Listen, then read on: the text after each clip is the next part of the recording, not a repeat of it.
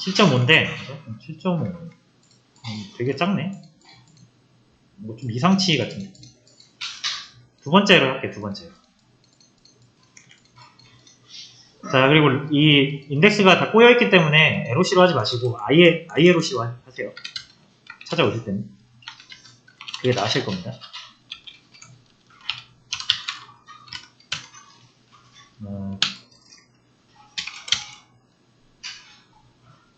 이렇게 해서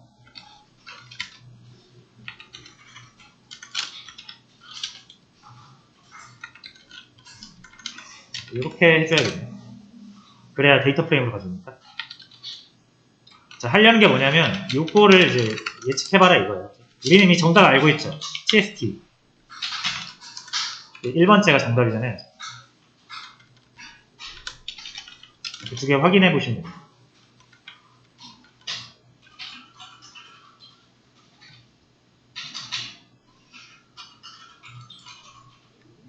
자, 잠시만요. 일단 이렇게 먼저 확인하시고요. 792 정도의 무게를 예측을 했습니다. 우리가 시험용 데이터 19개인가 있는데 그중에 두 번째 데이터를 가지고 예측하라고 해보니까 얘는 792라고 예측을 했고요. 정말 792가 맞는지 정답을 확인해보면 되죠. 이게 이제 정답이잖아요.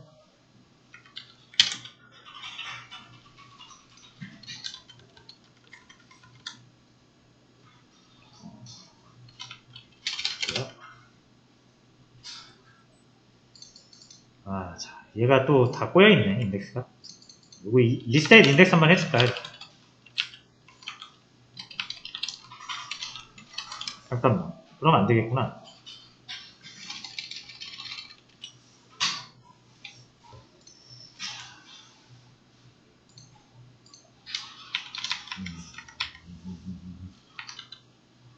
자, 방법이 있습니다. TST가 지금 시리즈라서 인덱스가 지금 0, 1, 2, 3, 4 이렇게 되어 있지 않고 꼬여 있잖아요. 그래서 이럴 때는 리셋 인덱스를 해도 되고 아니면 얘를 values 이렇게 하시면은 그냥 어레이로 바뀝니다. 이렇게 해서 그러니까 두 번째 거 꺼내가셔도 되죠. 그러니까 정답 원래 두 번째 테스트 데이터에 물고기의 무게는 820인데 우리가 이제 얘 최근적 이후 퇴기 모델한테 공부시킨 다음 물어보니까 얘는 792라고 예측을 한 거예요. 오차가 좀 있죠? 오차가 있지만 어느 정도 비슷하게는 예측을 했다라는 거죠. 그래서 이거를 하는 방법이 뭐라고요? 주변 이웃 5명을 선정을 해요. 그래서 그 이웃에 무게들이 있을 거 아니에요. 5 물고기에 무게가 있을 건데 그걸 평균 낸 거예요. 그럼 792라고 나옵니다. 최근적 이웃 알고리즘은 그냥 이렇게 단순한 알고리즘을 적용해서 예측을 해요. 근데 어느 정도 이렇게 비슷한 거 보면 성능이 그래도 좀 의미가 있는 것 같죠? 자, 그래서 이제 우리가 이렇게 해서 예측을 해봤는데, 자, 이제 이거를 만약 이렇게 쓰면 또 쓸 수는 있어. 그러다 문제가 발생을 할 거예요. 어떤 문제가 발생할 거냐면, 미리 이제 문제를 같이 보면, 자, 문제가 생깁니다.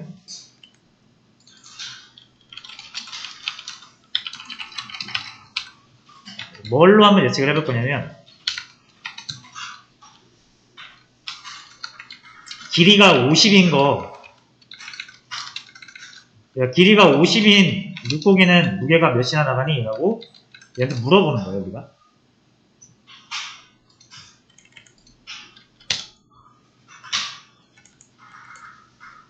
자, 그럼 1000이라고 예측을 해줍니다.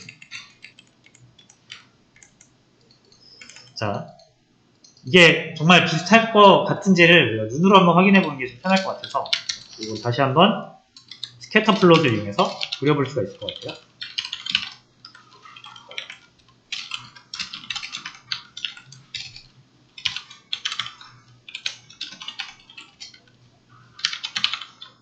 DF4였나요?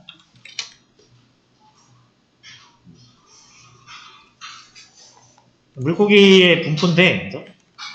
길이가 길수록 무게도 늘어난다라는 사실을 우리가 이거 보면서 알 수 있는데, 자, 대충 40 정도만 돼도 무게가 1000 쪽에 많이 몰려 있습니다. 50 쪽이면 길이가 더 커지니까 무게도 더 늘어날 것 같지 않나요? 근데 일단 1000이래요. 자, 그러면 더 크게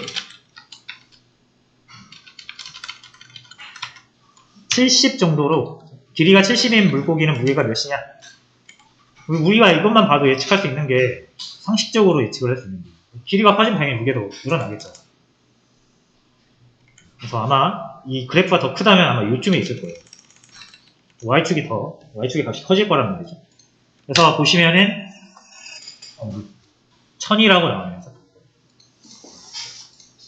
이게 좀 이상한데 해서 700을 넣어요. 물론 이런 물고기는 없겠지만 7m가 넘는 물고기잖아요. 그죠? 하지만 해봐요.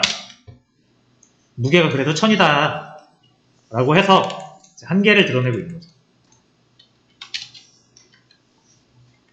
그렇죠?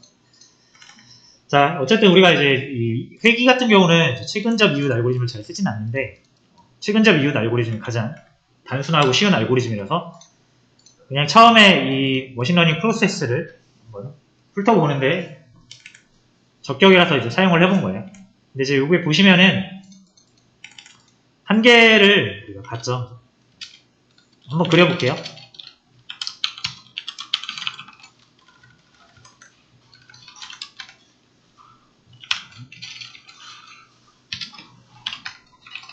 이렇게 예측을 한 거죠. 50짜리 길이 무게가 1000이다 라고 예측을 한 거예요. 여기가 있죠. 어떻게 무게가 40짜리인 것보다 더 Y축의 값이 낮게 나오고 있습니다.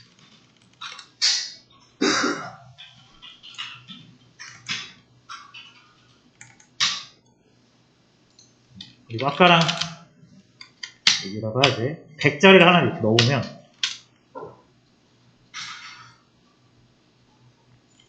자, 잠시만요.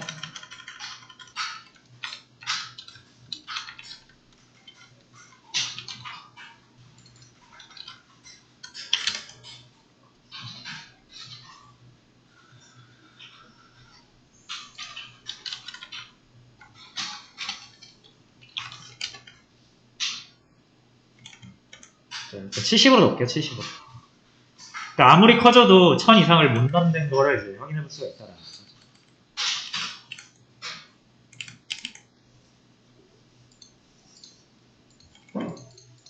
자, 그래서 얘 이제 한계는 뭐다? 일정 이상 거리가 벌어지면은 더 이상 예측을 할 수가 없습니다. 왜냐면 얘는 사실상 회귀라고는 했지만 회귀를 그냥 흉내낸 거예요. 기존에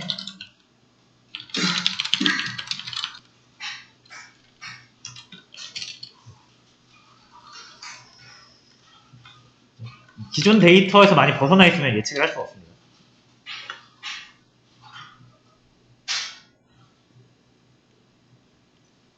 자, 그래서 요거는 이런 원리죠. 데이터들이 이렇게 몰려 있는데 이 알고리즘 자체가 우리가 얘가 궁금해. 다시요. 여기가 궁금해. 그죠? 이 x축의 값이 궁금해. 이 y값을 우리가 구하고 싶은 건데 그 구하는 방법이 여기를 기준으로 이렇게 범위를 잡아서 이 이웃들이 몇이냐를 가지고 평균을 내는 거잖아요. 그래서 얘와 얘의 y값을 평균 내서 최종 y값을 구하는 건데, 이제 우리가 이쯤이 궁금하다라고 하면 이 근처에는 이제 이웃이 없어요. 데이터가 자체가 없어요.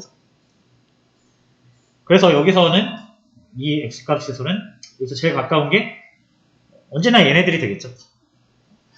여기서 더 멀어져도 여기서 제일 가까운 거는 언제나 얘네들이 되겠죠. 그래서 x의 거리가 이제 원래 데이터에서부터 멀어지게 되면은 무용지물이 되는 거죠.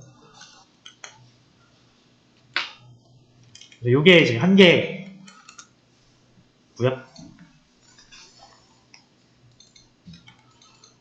자, 그래서 요거를 해결이라기보다는 이 한계를 극복하기 위해서 나온 게 이제 선형회계예요.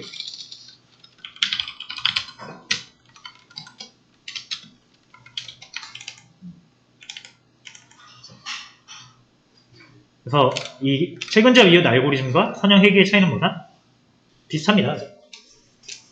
얘는 일단 이 거리를 가지고 구하는 거고, 똑같이 데이터가 이렇게 있을 때 이렇게 막 몰려 있는데 보통 이렇게 생겼었죠, 우리 방금.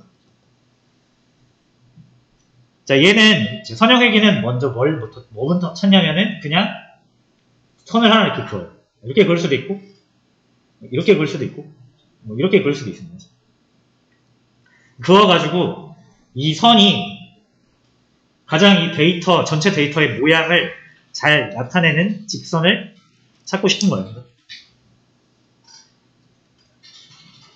자, 이거를 물론 이제 여러분들이 눈대중으로 이렇게 대충 찾아도 얘랑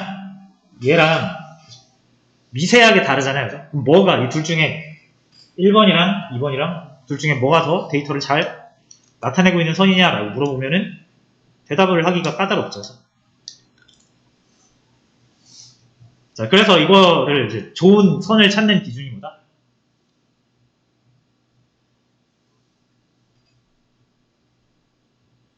만약에 이제 이게 실제 데이터인데, 하얀 게 실제 데이터인데,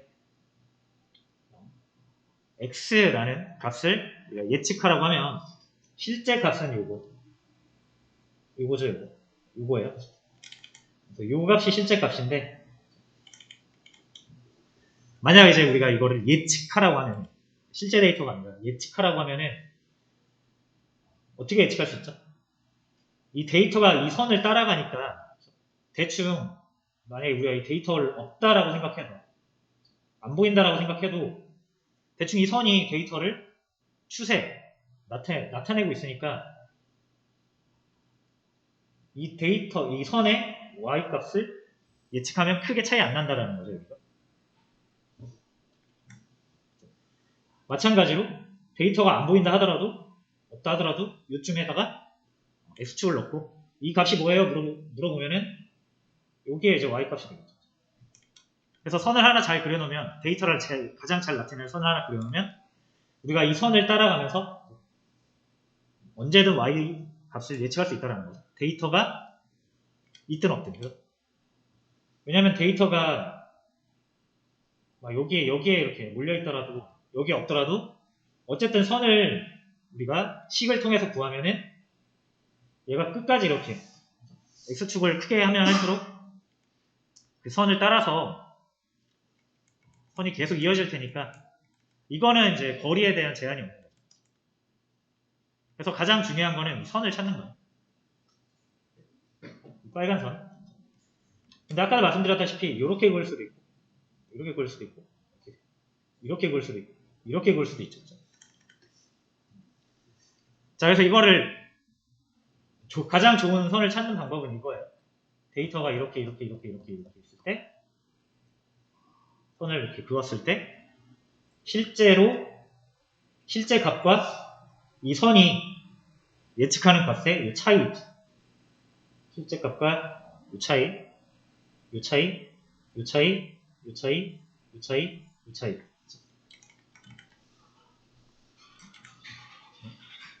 실제 값과 예측 값의 오차잖아요. 그래서 이 오차들을 싹 다 더해서, 오차 합이죠, 오차 합. 오차들의 합을 다 더해서 수치로 이제 나타내는 거예요. 근데 여기는 양수고 여기는 음수니까 이게 반영이 잘 안 될 거 아니에요, 그죠? 그래서 싹 다 양수로 만들기 위해서 제곱을 하는 거죠. 오차를 먼저 제곱을 하고 그거를 합하는 거죠. 오차의 제곱 합이에요. 그래서 이렇게 구하면은 요 선과 오차의 합이 다르겠죠. 그 오차라는 건 말 그대로 그 원래 데이터랑 다른 정도니까 오차 제곱의 이 합이 낮으면 낮을수록 좋은 거죠. 그래서 여러분들이 선을 이렇게 한 1000개 그어보세요. 그럼 다 오차값이 다를 건데 이 1000개 그은 것 중에 오차값이 가장 낮은 걸 선택을 하면은 가장 데이터를 잘 반영한다라고 볼 수가 있는 거죠. 그래서 요 선을 우리가 이제 회기선이라고 부르기로 하고요. 그리고 여러분 이게 직선이잖아요. 직선. 직선은 1차 함수죠. 수학으로 치면. 그래서 x는 y. 다시 거꾸로 했죠. 뭐 y는 x. 또는 y는 뭐 2x. y는 뭐 4x. 이렇게 하면은 요 x 앞에 붙은 게 이제 기울기가 되는 거예요. 기울기라고 하는 거는 다 아시겠지만 이게 기울기 0인 거고 이게 기울기 1인 거고 가파를수록 기울기가 높아지는 거죠. 기울기 2인 거고 이건 기울기가 무한대인 거죠. 수직으로 되어 있는 거. 그래서 이 기울기가 되게 중요하겠죠, 여기서. 그죠? 아까 선을 그을 때 이렇게도 그을 수 있고 이렇게도 그을 수 있고 이렇게도 그을 수 있는데 이건 기울기를 어떻게 하느냐에 따라서 선이 달라지는 거니까. 그래서 기울기를 구해야 되고요. 그 다음 똑같은 기울기여도 이렇게 하는 것과 이렇게 하면 기울기는 똑같은데 선은 다르죠. 그래서 이 선이 지나가고 있는 이 y축의 y축이 아니다. x축이 되겠죠. 요거 이제 x절편이라고 하는 거죠. x를 자른다 해서. 그래서 x절편이 몇이냐, y절편이 몇이냐에 따라서 또 선의 위치가 달라지니까. 그래서 우리는 이제 요 기울기를 만약에 a라고 하고 절편을 b라고 하면은 요런 식을 쓸 수 있다라는 거죠.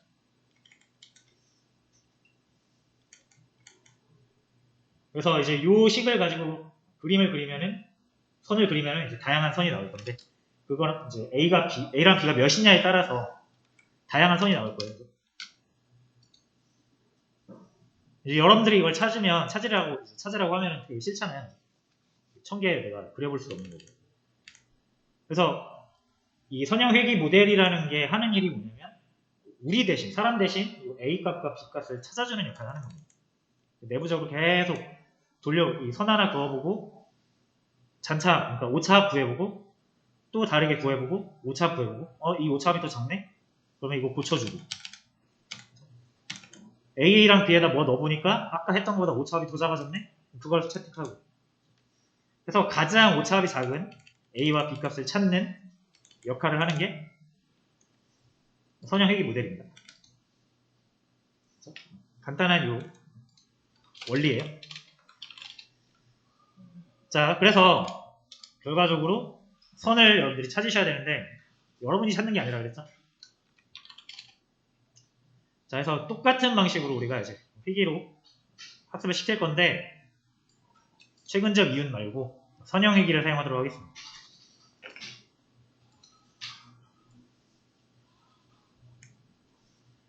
자, 그래서 우리가 이거를 실습을 하기 전에 학습하는 거는 그냥 한 3줄이면 끝나요. 그죠?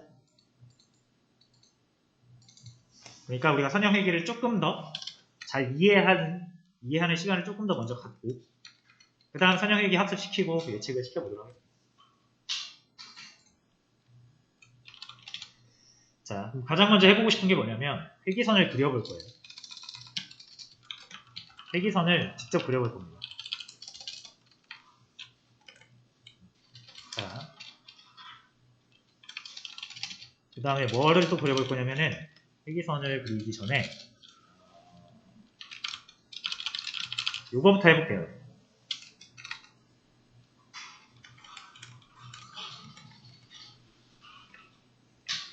자, 아까 우리가 직선 그리는 거라고 그랬잖아요. 직선뿐만 아니라 이제 곡선도 그릴 수 있습니다. 자, 그러면은 일단 가장 쉬운 게 이거일 것 같아요. 수학식으로 치면 y는 x. x 1 넣으면은 y도 1 나오고 x 2 넣으면은 y도 2 나오고 입력이 x고 함수라는 게 이거잖아요. x에다 1 넣으면은 1 난다라는 거. 2 넣으면은 2 나온다는 얘기죠. 그래서 그러니까 여기가 입력이 되고 여기가 출력이 되겠죠. 여기다 우리가 입력값 넣죠. x를 넣으면은 x가 그대로 나오는 게 이 함수를 우리가 만드는 거라고 보시면 되겠죠. y는 x. 그렇죠?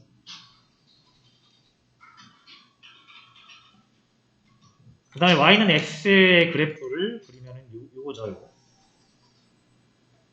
정확히 이거죠. 이거. 이렇게 주죠. 이게 y는 x 그래프죠. 그러니까 x가 1 증가면 y도 1 증가하는 거죠. x가 2 증가면 y도 2 증가하는 거죠. 요게 이제 y는 x 그래프가 되겠죠. 그래서 요게 정말 이렇게 나오는지 한번 먼저 보고요. 자, 그릴 때는 그냥 간단하게 선 그래프로 그리겠습니다.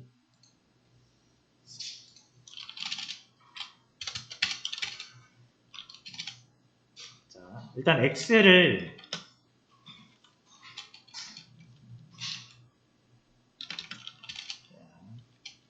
레인지 아시죠? 레인지. 파이썬의 레인지. 10부터 101 하면은 10, 11, 12, 13, 14 이렇게 1씩 늘어나는 거.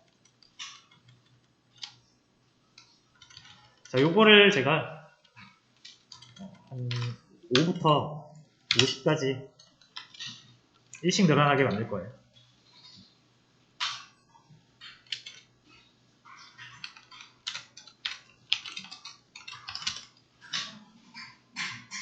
간단한 겁니다. 자, 근데 이제 요거를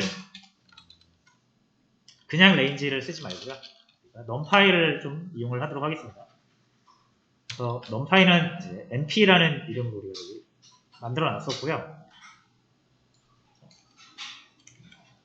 자, numpy는 그냥 파이썬의 리스트랑 거의 비슷한 개념이라고 보시면 됩니다. 자, 그럼 파이썬으로 쓰면 되는 거 아니에요? 라고 하실 수 있는데 numpy, 파이썬 속도 차이는 거의 100배, 10배에서 100배 차이 납니다. 똑같은 반복 처리할 때 파이썬으로 걸리는 시간보다 numpy로 처리하는 시간이 훨씬 빨라요. 왜냐면 얘가 내부적으로 C 언어라는 걸로 작성이 되어 있기 때문에. 그래서 가능하면 numpy를 쓰는 게 좋습니다. numpy에서의 레인지는 이제 어레인지라고 해요. 파이썬의 레인지랑 똑같은 기능을 합니다. 대신 이제 앞에 이렇게 어레이라고 붙은 거는 numpy 어레이예요. numpy. 파이썬 어레이랑 numpy 어레이랑 달라요. 호환은 되지만. 그래서 많은 수치 연산이 필요하면 파이썬 리스트 쓰지 마시고 numpy를 쓰세요. 자, 그 다음에 얘를 x라고 해볼 거고요.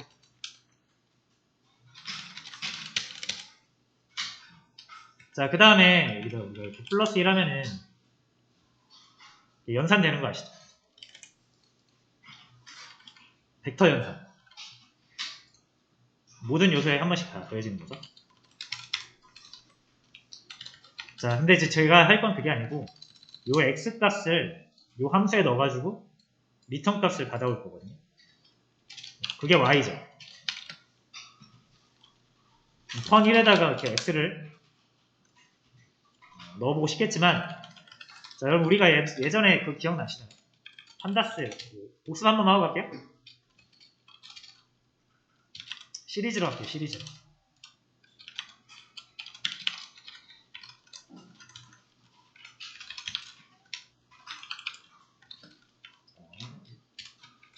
이게 정말 유용해서, 자, 이거 시리즈가 있다라고 했을 때 시리즈도 1차원 배열이죠. 그러니까 여러분 이게 같이 생각하시면 돼요. 파이썬 리스트랑 numpy의 md 어레이랑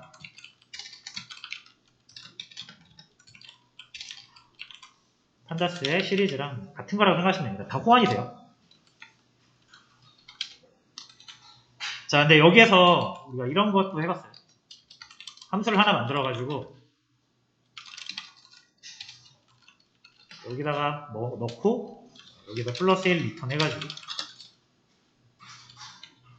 이 SR 이 리스트에 시리즈에 4개가 있으니까 4개 다 이걸 적용시키려면 단순하게 이렇게 하면 되잖아요.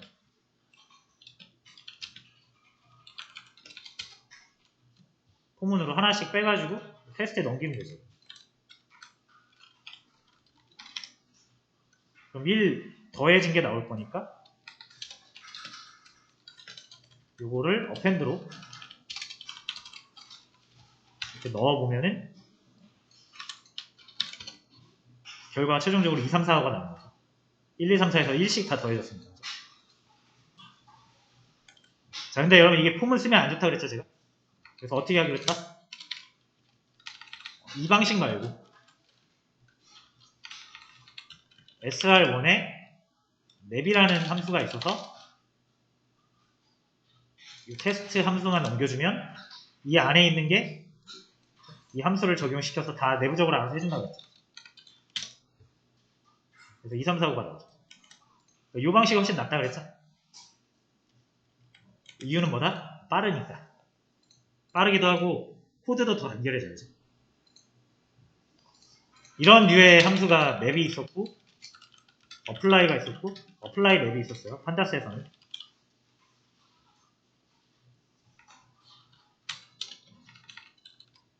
그래서 요거랑 요거 이 맵이랑 거의 유사한 역할을 하는 게 넘파이에도 있거든요. 그래서 넘파이의 맵 역할을 하는 게 이제 벡터라이즈라는 건데 그거 한번 쓸게요. 자, 해서 여러분들이 이제 넘파이에 익숙해지시는 게 좋아요. 익숙하기 전까지는 그냥 시리즈를 쓰셔도 되고 근데 가급적이면 이제 넘파이를 자주 써보시는 게 좋다. 자, 한번 보여드릴게요. 자, x는 이제 넘파이 어레이즈는 자, 그러면 np에 벡터라이즈라는 함수가 하나 있어요. 여기다 테스트라는 걸 이렇게 넣어보도록 하겠습니다.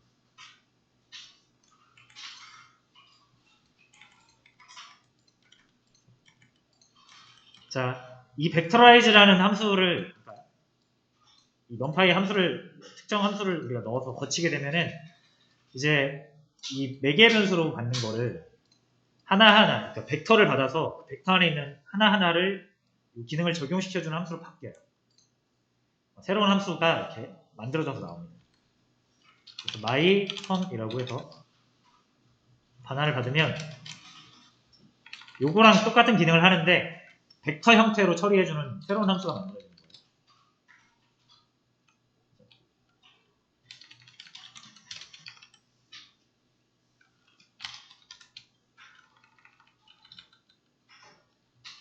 그래서 이 테스트가 이제 각각 원소에다가 1씩 더해주는 거잖아요. 그래서 얘를 x를 이렇게 넘겨주게 되면은 1씩 다 더해졌죠.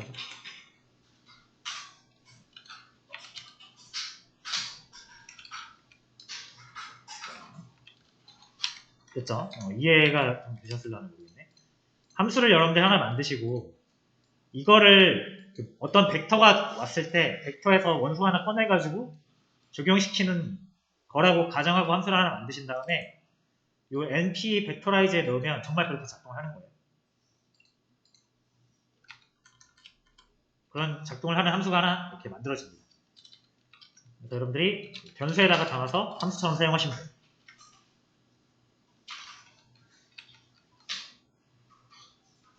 그렇죠? 자, 그래서 지금 하려는 건 이제 테스트가 아니라 함수 3개만 만들어 볼게요, 여러분.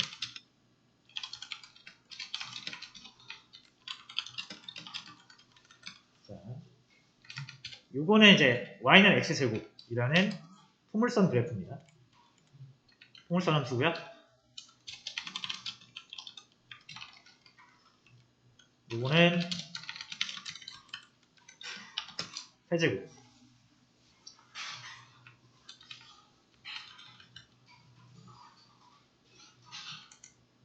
그렇죠? 그래서 요 함수를 우리가 그래프로 그리면은 아까 같은 직선이 나올 거고요. 이건 직선이 나올 거고 요 두 번째 함수를 적용을 시키면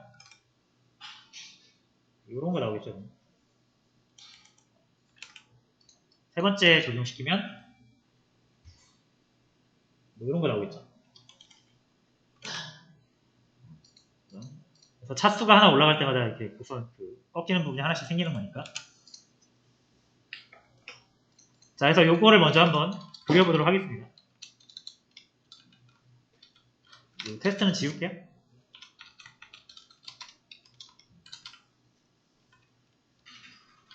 자, 이 펑션 1부터 넣어서 my 펑션 1이라고 받아주겠습니다.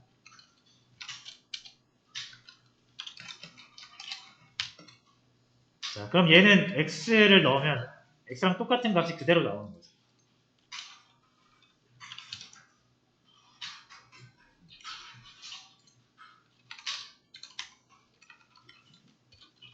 자, 그 다음에 plt.matplotlib 플롯 선그래프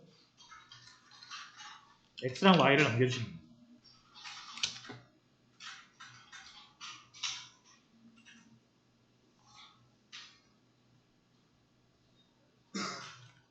이 선 그리는 거는 어떤 원리인지 아시겠죠? x를 넣으면 그 x에 대한 함수 값이 나와서 그래프에 찍히는 거니까. 자, 두 번째 해볼게요.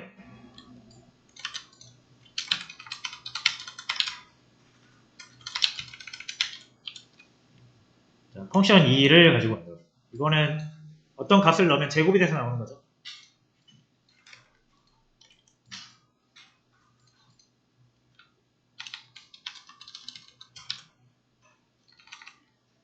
이거 y2라고 하겠습니다.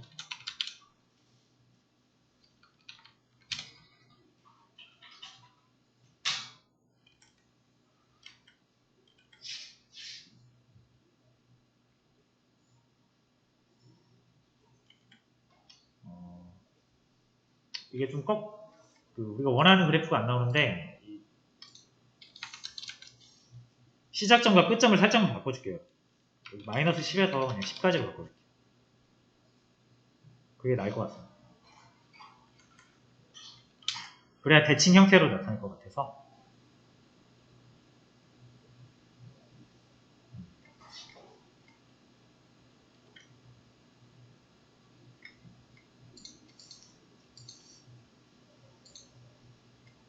따로따로 그릴까? 자, 따로따로 그리겠습니다, 여러분. 자, 따로따로 그리려면 우리가 뭐 하면 되죠?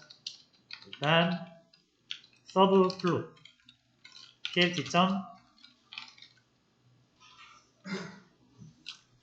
그래서 n칼스를 3개로 잡아주면은 그래프를 하나, 둘, 셋, 가로로 3개 그릴 수 있고,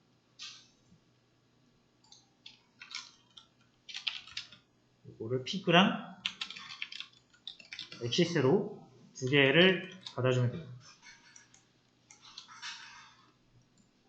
여기에 참고하시면 됩니다.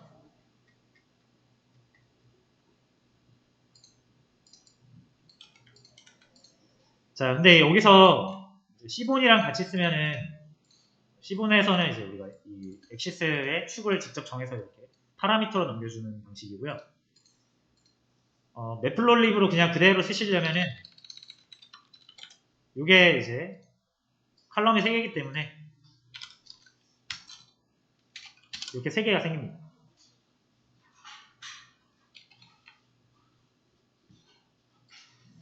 자, 무슨 말인지 한번 보시면 알 거예요. 이렇게 하면은 가장 첫 번째 3개의 컬럼 중에 가장 첫 번째를 선택한 거예요. 만약 여러분이 아무것도 선택 안 하시면은 그냥 3개만 그려지겠죠. 이거 잠깐만 주석 처리하고 이거 먼저 그려볼게요. 비어있는 3개의 그래프가 생겼고, 이제 여러분들이 AX에 0 하면은 이게 여기에요. AX 1 하시면은 여기고. 그래서 이렇게 순서대로 그릴게요. 축 하나 정하시고 그래프를 선택하시면 됩니다.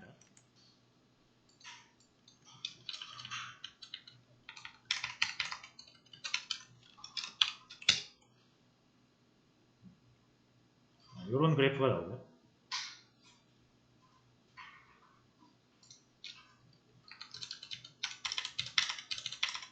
요거는 바로 옆에 거에다가 볼게요.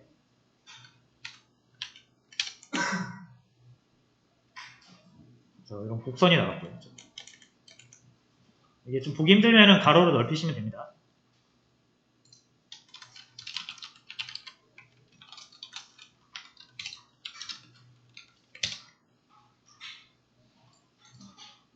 피규어 사이즈 12, 15, 12, 5 하면은 세로 5, 가로 12. 자, 세 번째 것까지 한번 해볼게요. 3번, 3번 해서 y 3번으로 받아주고, 이제 이거는 2번으로 해주면 이거 세 번째 거.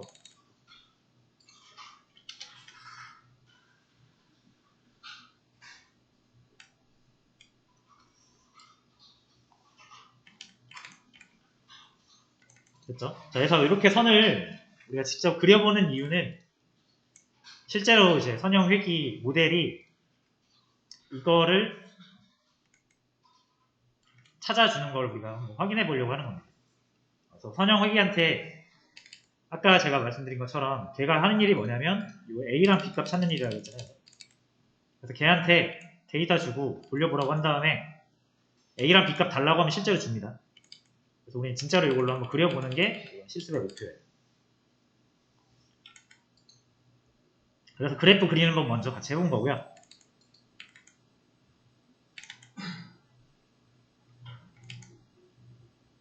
자, 다시 한 번만 정리할게요. 회기선을 그려보기 위해서 일단 함수 그래프 그리는 거 한번 해봤고, 함수는 우리가 어떻게 만드냐에 따라서 직선이 될 수도 있고 포물선이 될 수도 있고, 그렇죠? 근데 일단 우리가 처음에 볼 거는 이 1차원 직선이 될 거고, 지금은 이게 기울기도 1이고 절편도 없는 상태예요. 이건. 그거를 이제 그래프로 한번 그려본 겁니다.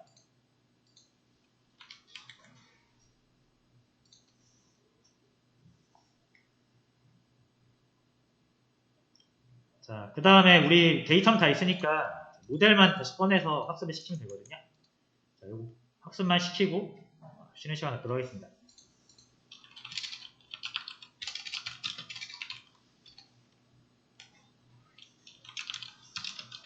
자, 선형 회귀 모델은 이 선형이라는 앞에 선형이라는 말이 붙었는데 선형을 리니어 이렇게 불러서 리니어 모델이라는 모듈 안에 들어있고요.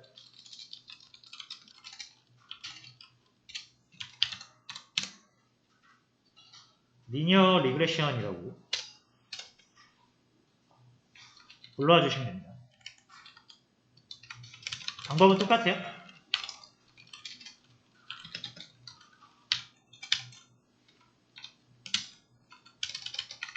해서 얘를 학습시키면 됩니다.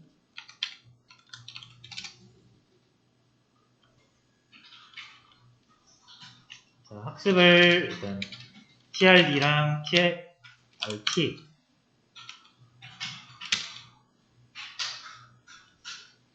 학습된 모델이 나왔고요. 자, 그 다음에 모델 학습시키면 우리가 얘를 스코어링 할 수 있고 프리딕트 할 수 있잖아요. 일단 프리딕트 해보겠습니다. 아까 문제가 됐던 게 50짜리 또 1000이고 70짜리 또 1000이고 이 문제가 있었죠. 예측하라고 했는데 최근접 이후 회기 같은 경우는 숫자가 어느 수준 이상 커지니까 1000 이상을 넘어가지 못했다라는 게 문제였고, 얘는 그걸 해결한 모델이니까 50을 넣었을 때 1348이라는 무게를 예측을 한 거고요.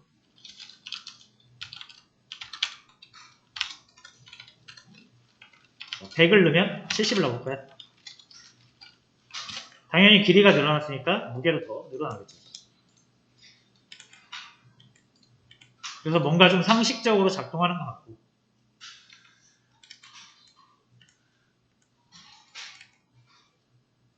그래서 최근적 이웃 회귀보다는 낫구나라는 생각이 드는 거죠. 자, 그래서 이걸 일단 한번 검증을 해볼 건데, 두 개의 차이만 일단 기억하세요. 예측하는 방식이 다르죠. 얘는 회귀선이라는 거를 식으로 찾는 거예요. 수식으로 찾아서 그 선을 가지고 데이터랑 오차를 구해서 오차가 가장 작은 기울기와 x절편을 찾는 게 얘가 하는 일의 핵심입니다. 그 다음에 최근적 이웃 같은 경우는 그런 거 없이 그냥 가지고 있는 데이터 안에서 가장 가까운 거 우리가 정해준 만큼, 안 정해주면 5개 이웃 정해가지고 평균 내는 단순한 구조라고 보시면 되고요.